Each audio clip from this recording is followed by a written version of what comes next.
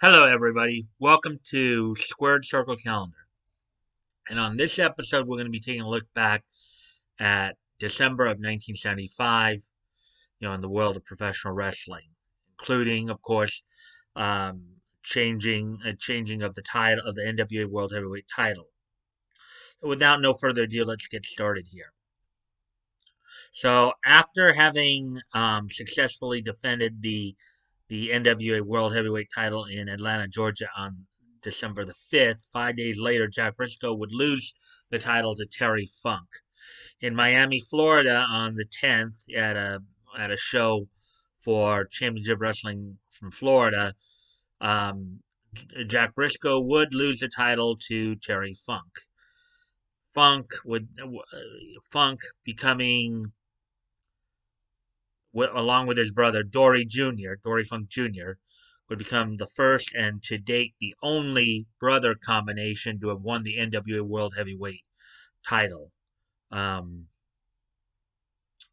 Throughout the rest of the month of December, Terry would, of course, be involved in a few rematches with Jack Briscoe, also and defending the NWA World title much throughout the Southeast, primarily going between Georgia and back and forth between Georgia and Florida, with a couple of initial title defenses in the Central States territory in um, St. Joseph's, Missouri. Among the included, of course, the rematches with Jack Briscoe. In Florida, He would also defend the title against the likes of Ciclo Negro, Dusty Rhodes, and Rocky Johnson. In Georgia, he'd be defending the title against Dick Slater, Mr. Wrestling 2. I think he even did have a match in the spoiler. Um, he would also defend the title against Jerry Oates and Ed Wiskowski in the Central States territory. Also, also to mention, Hiro Matsuda, the NWA World Junior Heavyweight title holder, was pretty active in December, in which he was participating. He was primarily for most of the month participating in the Open Championship Series over in All Japan, having defending the World Junior Heavyweight title once in that month against Mighty Inoue at the Rico Dozan tribute show, co-promoted by All Japan and IWE, International Wrestling Enterprises. Speaking of which, as we move on to Japan, um, All Japan would host an Open Championship Series, kind of a round robin points based tournament, in which, of course, Giant Baba won with 11 points. Among the gaijin who would be participating in the tournament would include Mr. Wrestling One, Tim Wood, representing Mid Atlantic Championship Wrestling, Abdullah Butcher, representing Georgia Championship Wrestling, Dusty Rhodes, Harley Race, and the World Junior Heavyweight Champion Hiro Matsuda, representing Championship Wrestling from Florida. Um, Dick Murdoch and former NWA World Junior Heavyweight champion Ken Mantell, representing Mid South. Dory Funk Jr., who had just previously been wrestling in the Pacific Northwest, wrestling for Don Owens, Pacific Northwest Territory, representing PNW, Pacific Northwest, and Don Leo Jonathan, representing NWA Vancouver. So those are more or less the guy. And then you also had Baron von Raschke and Horst Hoffman representing AWA. So those are primarily uh, the guys participating in the Open Championship Series. You also had members of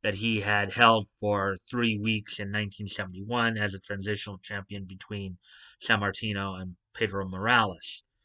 The feud, of course, culminated in a cage match at Madison Square Garden on the 15th, um, in which Bruno Sammartino retained after basically starting off the match basically very violently, basically just going straight on the attack to Ivan Koloff, the Russian Bear, where he basically beat the Russian Bear down and didn't give the Russian Bear a chance to get any offense in, because he knew if he did, he would regret it. So he was pretty mad throughout the match. He was basically keeping Koloff on the defensive, and eventually did escape the cage to retain the WWF Heavyweight Championship. As we head back down to the southeastern part of the country, as I was mentioning, one of the main highlights was Terry Funk in a number of his title defenses, defending the NWA World Heavyweight title throughout Georgia and Florida. But also going on at this time in these territories was in Georgia, you saw Dick Slater, who was already the Macon heavyweight champion, also drop and regain the Columbus heavyweight championship from Brute Bernard in this time period, and also had he had beaten and then along with partner Bobo Brazil had beaten and lost the Columbus tag team title to Luke Graham and Mad Dog Mane. So Luke Graham and Lonnie Main, aka Moondog Mane, aka Mad Dog Mane, would be dominating the Macon and Columbus tag team scenes, while Dick Slater was primarily dominating the singles scene there. After having a falling out with Gary Hart, he would start to engage in a bit of a feud with Hart's new protege, Spoiler, who had beaten Mr. Wrestling 2 in November for the NWA Georgia Heavyweight Championship. Also, due to the fact that he would be leaving, his time would be up in Georgia and he'd be moving on to another territory, Bob Backlund and his partner Jerry Briscoe would drop the Georgia tag titles to the British duo of Tony Charles and Les Thornton. While that was all going on in Florida, or in Georgia rather, in Florida, Rocky Johnson had defeated King Curtis Iaukea for the Florida title late in the month, on the 16th, I believe, in Tampa, only to drop the title a week later to the incoming Frank Goodish, coming from the Western States territory. Frank Goodish, of course, the real name of the guy who most people would come to know as Bruiser Brody. After having dominated having been the NWA Western States champion for past few months, he would drop the title to come to tour Florida, in which he would defeat Rocky Johnson on the 23rd, a couple days before Christmas. Johnson, of course, was still the television title at the time as well.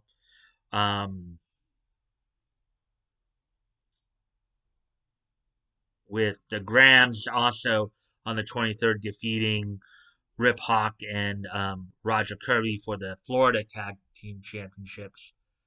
And of course, with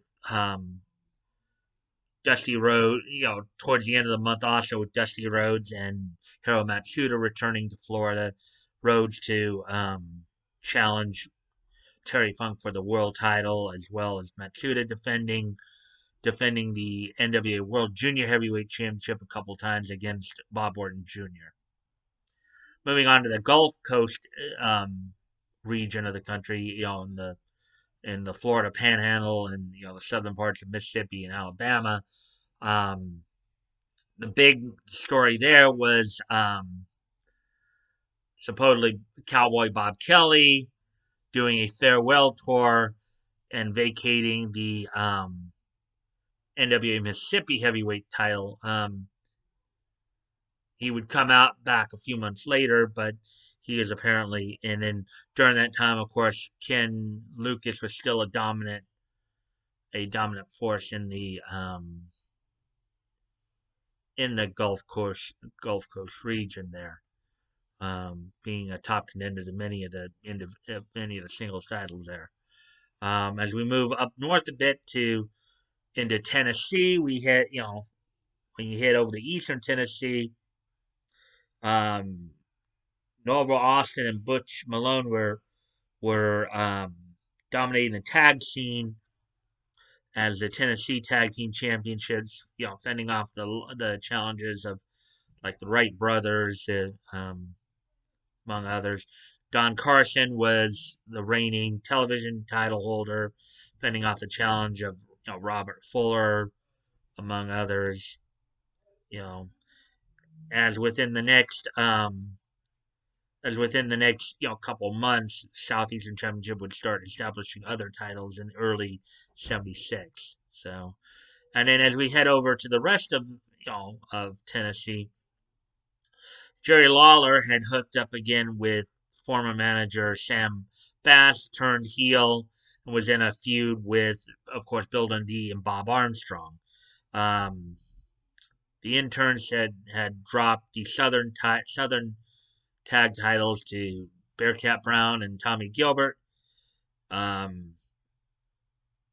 course, the combinations of the intermixing combinations of Jackie Fargo, Tojo Yamamoto, Tommy Rich, and George Gulas were involved in a bit of a rivalry with the Bicentennial Kings, a tag team um, of Dennis Condrey and Phil Hickerson, as well as being involved in a bit of a rivalry as well with the Green brothers, Al and Don Green. Al had been serving as a second for the Bicentennial Kings. We then move up to Detroit towards the end of the month. Jay Strongbow would make his return to the Detroit territory, would start getting involved in a feud with the likes of the Sheik and Bulldog Bob Kent. Mark Lewin, the reigning Detroit version of the United States heavyweight champion, would also be involved in that kind of four-way feud, as he would be fending off the challenges of Bulldog Don Kent and the Sheik in that.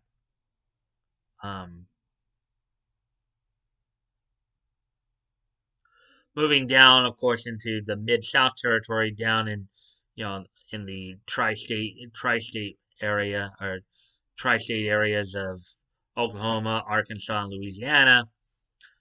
The big story was a videotape being sent there from Dick Murdoch, who was participating in the Open Championship Series in All Japan, asking promoter Leroy McGuirk if he had set up a Texas bull rope match for himself and Killer Carl Cox. These two had been the reigning tri-state version of the United States Tag Team Champions at the time. In the fall of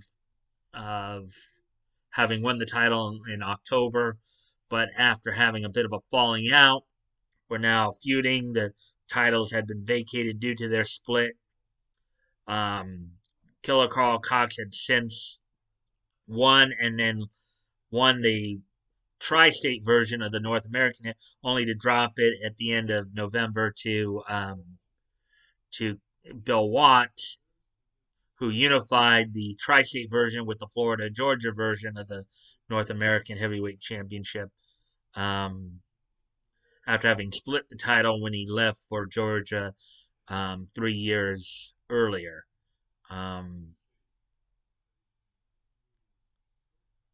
see.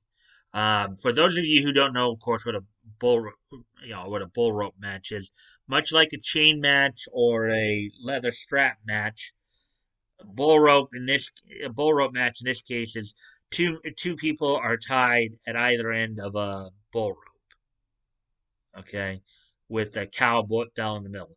The idea of the match is to touch all four corners of the ring consecutively without interruption.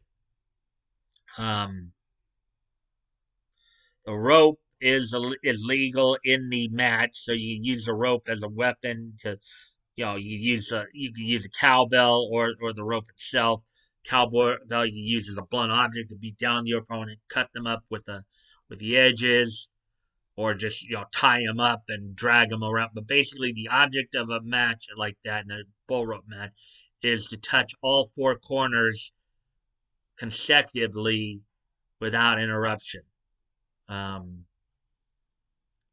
so he was wanting to set up as part of, I guess, a revenge against Killer Carl Cox for turning on him.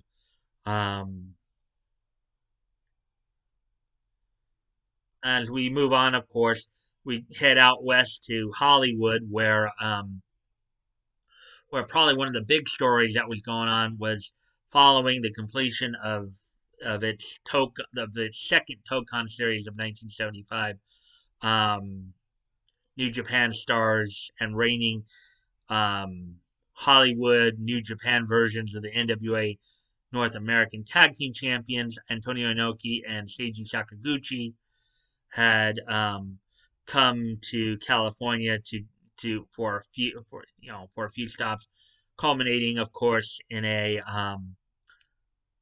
title defense of the NWA of the Hollywood New Japan version, the NWA North American Tag Team Championships against the Infernos.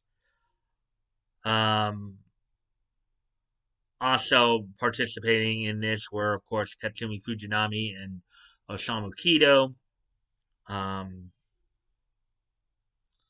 Then, as we now move on to the AWA,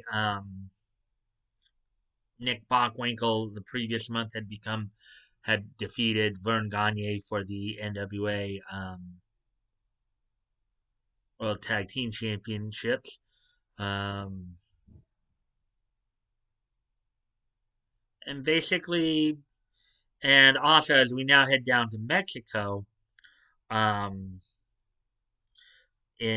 they had established two of their titles in November and December here, the Universal Wrestling Association in Mexico, under the leadership of Rey Mendoza, had established two more of their titles, with Villano Tres defeating Huracan Ramirez to become the first UWA World Welterweight Champion on the 14th. And then 1 week later, on the 21st, El Matematico defeating Hashi Mashimoto for the UWA World Lightweight. So over the past couple months of the year of 1975,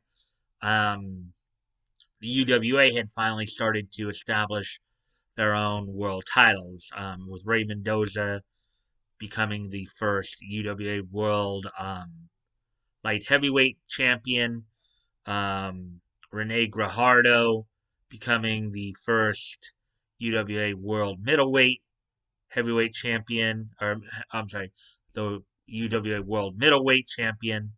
And then in December, with Villano 3 and El Matematico becoming the initial UWA World Welterweight and Lightweight champions, respectively. But that's pretty much all that what happened in December of 75, all the major stuff. So, guys, if you like this, as always, if you guys like this content, I ask that you please like, share, comment, and subscribe. The squared circle profiles, I'll be doing them, throughout, just kind of give you guys kind of a tidbit of wrestling history and looking back at some of the major stuff going on throughout the years in the world of professional wrestling. Don't forget to catch my live streams Monday through Friday. The Mic Stand, 7 p.m. Pacific, 10 Eastern, where I cover niche news and topics. Niche news topics. And then don't forget on Fridays too, I'm doing the comics retrospective as well. So hopefully I'll see you guys on the live streams. If not, I'll see you next time here. So bye.